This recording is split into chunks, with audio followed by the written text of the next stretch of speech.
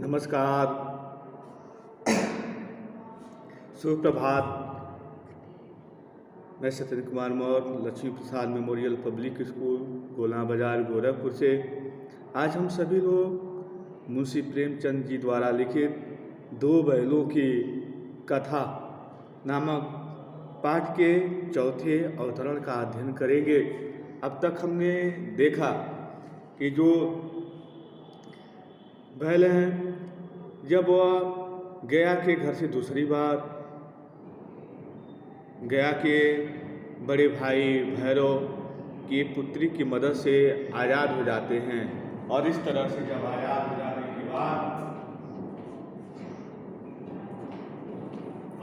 जाने के बाद जब वह स्वतंत्र होते हैं, आगे बढ़ते हैं, आगे उन्हें लहराता हुआ मटर का खेत दिखाई देता है और उस मटर के खेत में वह भूख मिटाने के उद्देश्य से प्रवेश तो करते हैं, लेकिन जैसे मटर खा के आगे निकलते हैं, आगे एक भारी भरकम विशालकाय शरीर वाला एक सांड भी दिखाई देता है, जिससे सोचते हैं कि यदि हम बारी बारी से युद्ध करें तो यह सांड हमें मार डालेगा।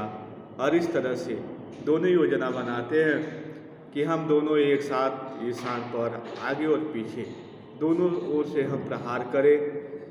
और इस तरह से दोनों बैल हीरा और मोती सांड के ऊपर आगे और पीछे दोनों एक साथ प्रहार करते हैं। सांड इस तरह से युद्ध करने का आदि न था, अभ्यस्त नहीं था। इस तरह से किसी तरह से अपनी जान बचा के भागता है। दोनों मित्र अपने विजय के उत्साह में बहुत उत्साहित होते हैं, आगे बढ़ते हैं, रास्ता भूल जाते हैं और आगे उन्हें एक लहराता हुआ मटर का खेत फिर से दिखाई देता है। दोनों अपनी भूख मिटाने के लिए उस खेत में प्रवेश करने का प्रयास करते हैं, लेकिन हीरा उन्हें मना करता है कि हमें खेत में नहीं जाना चाहिए। लेकिन मोती उसकी बात मानता नहीं है और खेत में वो प्रवेश कर जाता है। यह 2 ही 4 गाल अभी खाए थे, तब तक 2 व्यक्ति लाठियों लिए दौड़े आ रहे हैं। हीरा चूँकि मेड़ के अभी किनारे पर ही था, वह बहुत तेज़ी से भाग के निकल जाता है, लेकिन मटर के खेत में पानी चलने के कारण मोती के जो पैर होते हैं उस खेत के कीचड़ में फंस जाते हैं, जिससे वह भाग नहीं पाता है। अंततः पकड़ लिया जाता है। जब मोती पकड़ लिया जाता है, अब मोती के पकड़े जाने के बाद हीरा ये देखता है कि उसका जो संगी है, साथी है, वह संकट की घड़ी में घिर चुका है, तो वह भी वापस लौट आता है। इस तरह से रखवाले दोनों बैलों को पकड़कर काजी हाउस में ले जाके बंद कर देते हैं। अब काजी हाउस क्या होता है? काजी हाउस उन जानवरों का बंदीगृह या बंदी घर होता है, जहाँ पर आवारा जानवरों को पकड़कर उसमें बंद कर दिया जाता है, जिससे किसानों की जो फसल है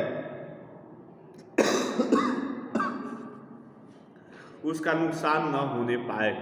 इस तरह से दोनों बैलों को वहाँ बंदी बना लिया जाता है और दोनों मित्रों को जीवन में पहली बार ऐसा साबिका पड़ा। देखें पेज नंबर आप देखें 14 पेज नंबर से शुरू होता है। दोनों मित्रों को जीवन में पहली बार ऐसा साबिका पड़ा कि सारा दिन बीत गया। ऐसा उनके जीवन में पहली बार हुआ कि पूरा दिन ही बीत गया और खाने को एक तिनका भी न मिला। खाने के लिए वो एक तिनका भी उन्हें नहीं प्राप्त हुआ। समझ में ही न आता था ये कैसा स्वामी है, यह कैसा स्वामी है, समझ में नहीं आता था। इससे तो गया फिर भी अच्छा था। दोनों बैल आपस में बात करते हैं, इससे तो अच्छा गया ही था। यहाँ कई भैंसें थी, कई बकरियाँ, कई घोड़े, कई गधे, पर किसी के सामने चारा न था। काजी हाउस के में जो बंदी बने हुए जो जानवर हैं, उसमें भैंसें भी हैं, बकरियाँ भी हैं, घोड़े भी हैं, गधे भी हैं, पर किसी के सामने कोई चारा का तिनका न था। सब जमीन पर मुर्गों की तरह पड़े थे और इतने कमज़ोर हो गए थे वह एक मुर्दों की भांति जमीन पर पड़े हुए थे। कई तो इतने कमजोर हो गए थे कि खड़े भी न हो सकते थे। कई जानवर की भूख प्यास से इतने कमजोर हो गए थे कि खड़े होने की भी उनके अंदर हिम्मत न थी। सारा दिन दोनों मित्र फाटक की ओर टकटकी लगाए ताकते रहे। सारा दिन दोनों मित्र फाटक की तरफ टकटकी लगाए ताकते रहे, पर कोई चारा लेकर आता न दिखाई दिया। लेकिन कोई भी उन्हें चारा लेके आते हुए दिखाई नहीं दी। तब दोनों ने दीवार की नमकीन मिट्टी चाटनी शुरू की, जो कि काजी हाउस की जो दीवारें हैं वह कच्ची मिट्टी की बनी हुई हैं, और उस कच्ची मिट्टी की दीवारों को दोनों चाटना शुरू करते हैं। थोड़ी थोड़ी नमकीन महसूस होती है वह दीवारें, पर इससे क्या तृप्ति होगी? दोनों बात करते हैं, क्या दीवार चाटने से हमारी भूख मिट पाएगी? रात को भी जब कुछ भोजन न मिला, रात को भी जानवरों को कुछ भोजन नहीं मिला, तो हीरा के दिल में विद्रोह की ज्वाला दहक उठी, और उसके दहक मतलब आग लगना। और इस तरह से हीरा के जो हृदय है उसके मन में है विद्रोह की भावना दहक उठी, और इस तरह से मोती से बोला, अब तो नहीं रहा जाता मोती। हीरा बोलता मोती से कि हे भाई, अब तो हमसे नहीं रहा जाता। मोती ने सिर लटकाए हुए जवाब दिया, मुझे तो मालूम होता है कि प्राण निकल रहे हैं। मुझे तो इतनी देर से भूख प्यास लगी है कि जैसे यह आभास होता है कि हमारे प्राण ही निकल जाएं। इतनी जल्द हिम्मत न हारो भाई, कहते इतनी जल्दी हिम्मत मत हारो भाई, यहाँ से भागने का कोई उपाय निकालना चाहिए। यहाँ से भागने का कोई उपाय निकालना चाहिए, आओ दीवार तोड़ डालें। फिर हीरा कहता है एक ही उपाय है कि चलो दीवार को तोड़ डालो, इससे तो मुझसे तो अब कुछ नहीं होगा। मोती कहता, लेकिन मुझसे अब कुछ होने वाला नहीं है, बस इसी बूते पकड़ते थे। हीरा कहता, इसी बूते पकड़ते हो, कहते हो कुछ करना चाहिए। सारी अकड़ निकल गई। बाड़े की दीवार कच्ची थी, बाड़े की दीवार कच्ची मिट्टी की बनी थी। हीरा मजबूत तो था ही,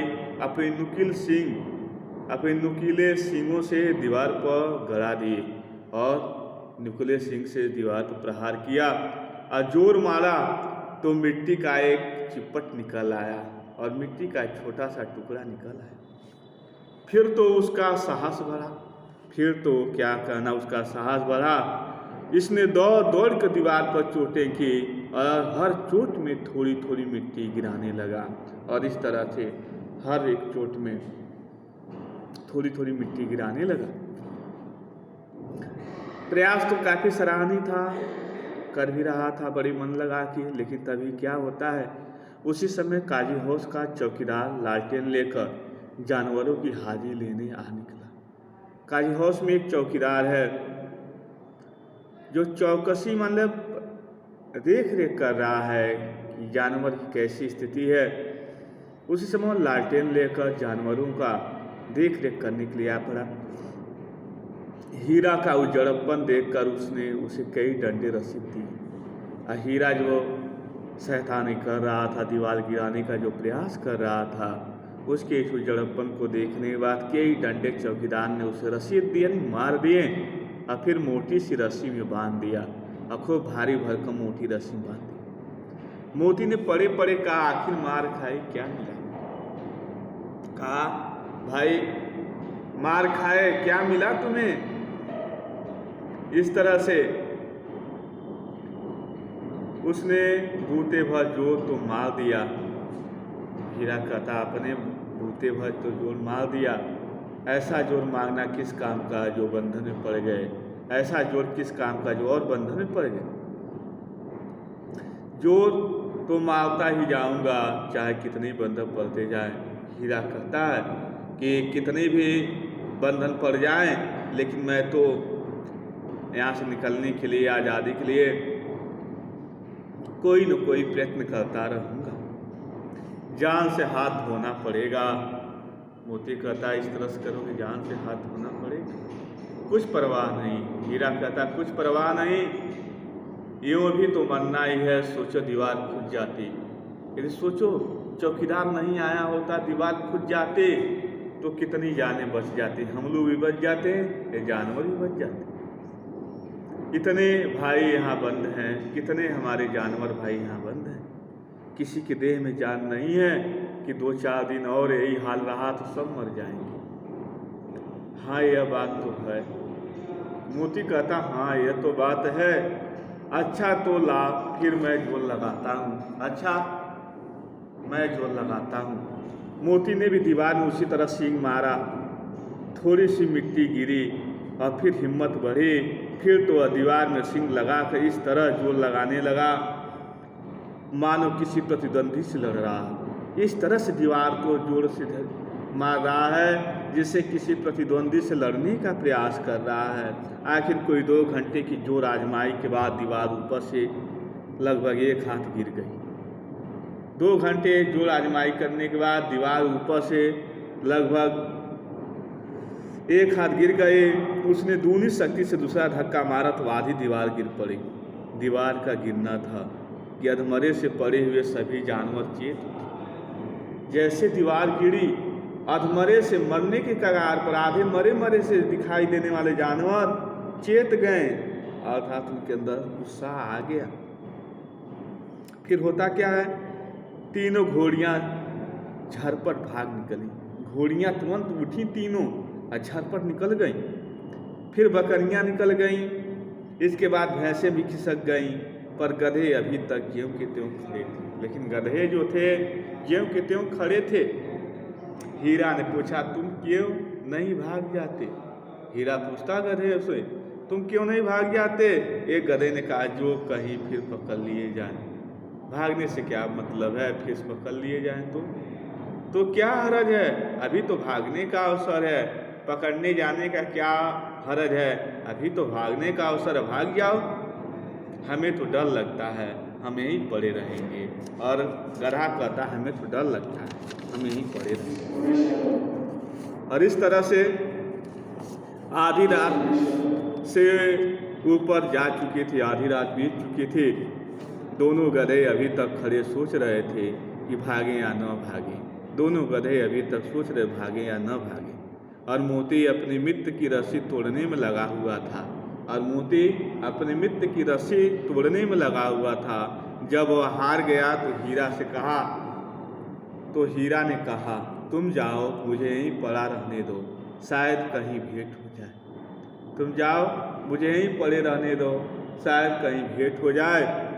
मोती ने आंखों में आंसू लाकर कहा तुम मुझे इतना स्वार्थी समझते हो हीरा? हम और तुम इतने दिनों एक साथ रहे हैं, आज तुम विपत्ति में पड़ गए तो मैं तुम्हें छोड़कर अलग हो जाऊं?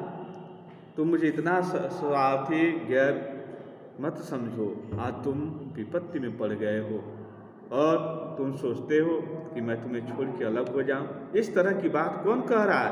मोती कह रहा है। किससे? हीरा से। हीरा ने कहा बहुत मार पड़ेगी, भाग जाओ में बहुत मार पड़ेगी, लोग समझ जाएंगे यह तुम्हारी शरारत है। मोती गर्व से बोला जिस अपराध के लिए तुम्हारे गले में बंधन पड़ा, उसके लिए अगर मुझ पर मार पड़े तो क्या चिंता। इतना तो हो ही गया कि 9-10 प्राणियों की जान बच गई। भले ही हम दोनों की जान चली जाए, देखिए इतना तो हो ही गया कि 9-10 प्राणियों की जान बच गई।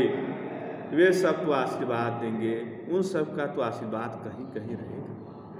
यह कहते हुए मोती ने दोनों गधों को सींगों से मार मार कर बाड़े के बाहर निकाला। और मोती ने अपने नुकीले सींगों से दोनों गधों को मार मार के बाहर निकाला, तब अपने बंधु के पास आकर सो गया। और इस तरह से आके वहाँ पर सो गया। भोर होते मुंशी और चौकीदार और अन्य कर्मचारियों में कैसी खलबली मची, इसके लिखने की जरूरत नहीं। मुंशी प्रेमचंद जी कहते सभी जानवर जब भग गए तो जो वहाँ के मुंशी हैं, चौकीदार हैं, कर्मचारी हैं, उनके अंदर कैसी खलबली मची यह शब्दों के माध्यम से व्यक्त नहीं कर सकते। इतना ही कहा कि मोती की खूब मरम्मत हुई और इतना काफ़ी है।